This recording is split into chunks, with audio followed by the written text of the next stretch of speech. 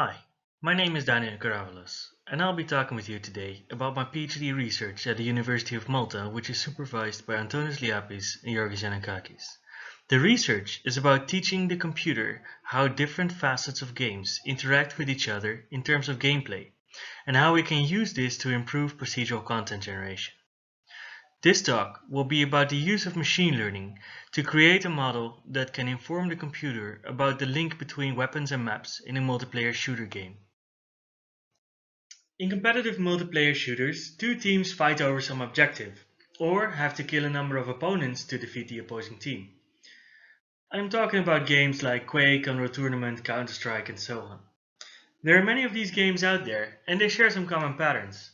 For example, the maps usually have narrow corridors for close-range combat, arenas for large-scale team battles, and sniper positions for shooting at the opponents from afar. Players can usually choose their weapon loadout or character class at the start of the match, or pick up weapons on the map as they traverse it. These weapons are usually effective at a specific range, close, medium, or far, and thus give players an advantage in certain areas of the map. So let's look at the shotgun, for example. The shotgun is a close-range weapon, and in Team Fortress 2 it is wielded by the fast-moving scout on the right. Now imagine a team of scouts coming from the right, fighting in this area against a team of snipers coming from the left. Unlike scouts, snipers are mostly effective at a long range. This area is quite open and we can see several positions with long sight lines that are great for sniping, such as this elevated position, this position here, and this position with a line of sight here. It will be difficult for a scout to get close to a sniper without being shot, because there are just a few objects to hide behind, such as these blocks and this construction over here. But even then, they have to traverse this dangerous area that can be seen from all different positions. Okay, now let's imagine there is another section of the map that is underground, and that contains a number of rooms connected through narrow corridors. In this case, the sightlines are short, and the fast-moving scout can pop around any corner without giving the sniper time to aim. So in this section, the advantage has shifted towards the team of scouts. A good map has advantageous areas for all types of weapons in order to accommodate different playing styles and prevent one weapon from being too dominant. So why would we want to apply machine learning to this? Based on the title of this talk, you might think this is about smarter weapon selection for bots, and I guess it could be. But I think that would probably be an overkill and much easier to solve with just a few simple rules. I'm actually more interested in using this knowledge for procedural content generation. A good game designer knows about these relations and makes sure that there are enough options for all types of weapons. But a computer doesn't know about this because it is usually only informed about the things that it's supposed to create. A maps generation algorithm only knows about the map layout, and a weapon generation algorithm only knows about weapons. So how do we solve this? We could try to formalize design knowledge into a set of rules, but we would probably end up with a bunch of fuzzy rules and exceptions that don't even generalize well. Because these decisions are mostly based on a combination of intuition, experience, and playtesting. So my approach is to have the computer learn from playtesting as well. I want to use machine learning on playtest data in order to train a computational model that can predict the gameplay balance of a match.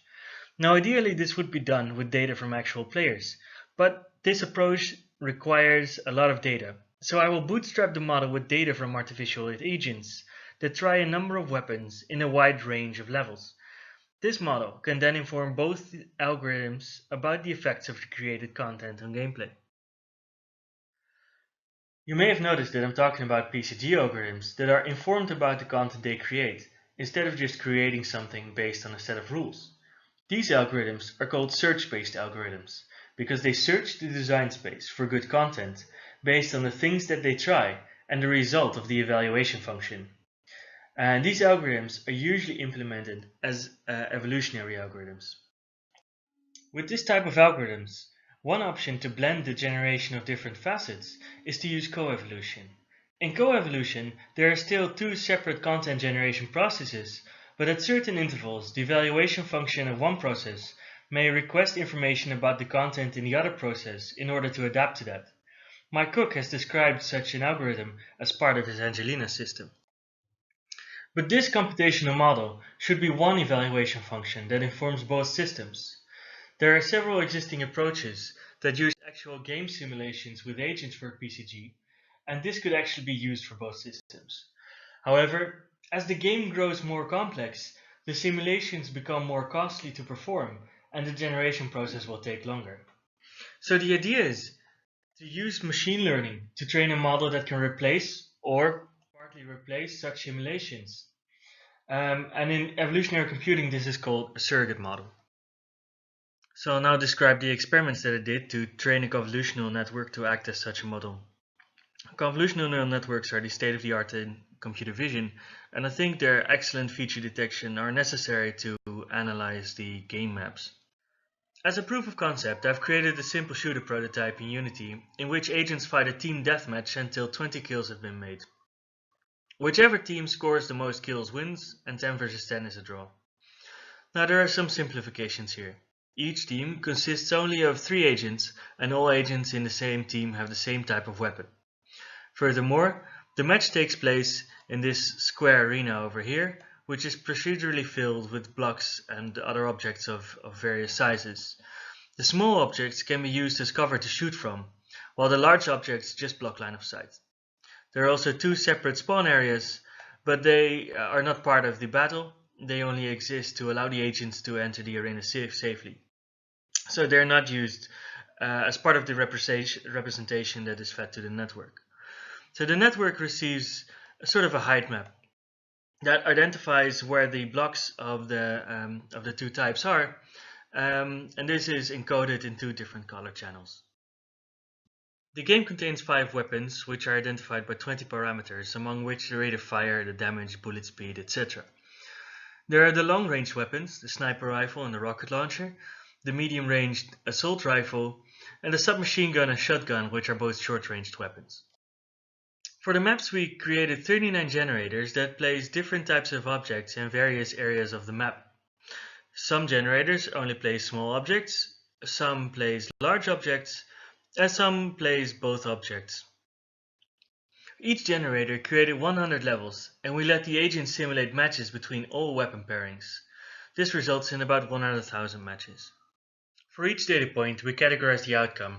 If the match was a draw, or either team had won with up to 12 kills, it was considered balanced. If a team had won with more than 12 kills, that team was considered to have the advantage. We noticed that 66% of all matches were balanced, so we removed some of the data points to end up with an equal distribution. In this data we found some interesting patterns. If you average overall weapons, there is little difference between the levels. And if you average overall levels and check the results for Team 1, there is a very clear ranking. When carrying a rocket launcher or a sniper rifle, the match is typically won. But with an assault rifle or shotgun, the match is typically lost. But if we look at the weapons on certain maps, or specific weapon pairings, such as here on the right, the class distributions have a lot of variance, so it seems interesting enough to apply machine learning to. So after some preliminary testing, this is the network that we came up with. The network receives 2 inputs, the game level of 2 times 100 by 100 pixels, and the 40 weapon parameters over here. Now the level goes through 3 steps of convolution and pooling to make it smaller and extract the features. This results in 64 features that describe the level. The weapons are combined into a layer of 16 features, which is then fed to a classifier of 32 nodes that tries to predict the advantage of the teams. So for training we used some kind of 12-fold cross-validation. We used the levels of 10 generators for training, the levels of 1 generator for validation and early stopping, and then the levels of 1 generator for our final test accuracy. Now we compare a neural network with several baselines. So based on our data distribution, random guessing would yield 33%. We trained a very simple perceptron with the same number of inputs, but everything flattened into one big vector, and it got a 50% accuracy. We also trained a 2-layer neural network, fully connected network, which got a 50% accuracy. And finally our CNN got a 64% accuracy. So we wanted to know whether this is based on receiving two inputs or just lucky because the convolutional neural network has better feature extraction. So we trained a network that only receives the levels, and it was only slightly better than random with 37%. We trained a network based on the weapons alone, and it got 55% accuracy. Now I should note here that the weapons are not an image, and we didn't do any convolutions on that. So in that sense, it was just a fully connected network that only receives the weapons. But we did use the same architecture. And actually, that one performs better than the ANN and the perceptron. So I guess that the ANN and the perceptron actually get confused by all the 20,000 inputs of the level. And it would be better to only use the weapons. But as you can see, neither network is better than the CNN that receives both inputs. So there does seem to be some extra information in having both inputs. So the other thing we wanted to try is whether the CNN is better because it receives the full information, or whether it somehow learns to extract only the types. So we encoded the weapon types and just said, okay, instead of the parameters, we say it's a shotgun or it's a sniper rifle. We use the generators, the 39 generators, to encode the type of level that is played on. So we only used an artificial neural network for this because the inputs are really small. We used sort of a weird form of one-hot encoding that has 3 ones in every array. There were 40 inputs, and so we only tried neural networks that were smaller than 30 nodes. So it received 55% as well, and again, this is not better than the CNN that receives the whole input. And in general, what we saw is that even though 64% is not the best, there's a lot of room for improvement. But in general, it did not do any catastrophic failures. It did not predict that Team 2 had the advantage when actually Team 1 had the advantage, or vice versa. So usually if Team 2 had the advantage and it did not guess this correctly, it would predict balanced instead of Team 2 advantage.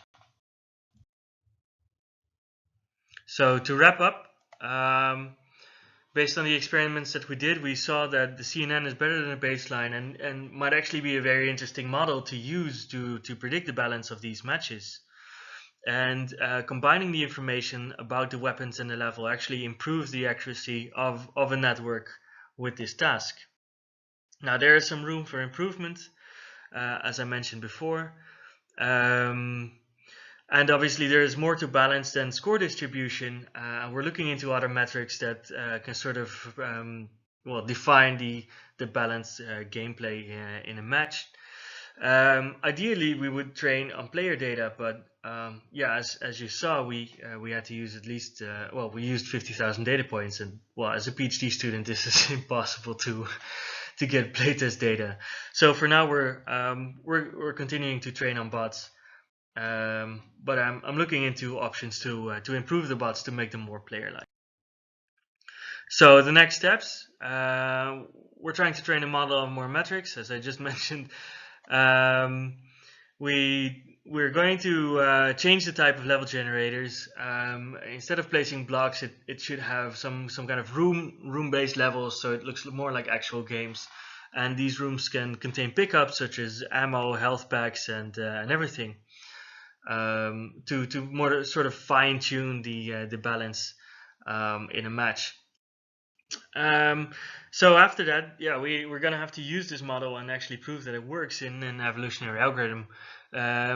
So I'm gonna work on a weapon tuning through a search-based BCG and level generation with the same kind of process. And they will use this model as part of the evaluation function, or as a complete evaluation function, as I mentioned before. So yeah, that's it. If you're interested in the details, the paper is right there. If you have any questions, here's my Twitter handle and my email address. And well, if this is the live session, I'll be in the chat and gladly answer your questions.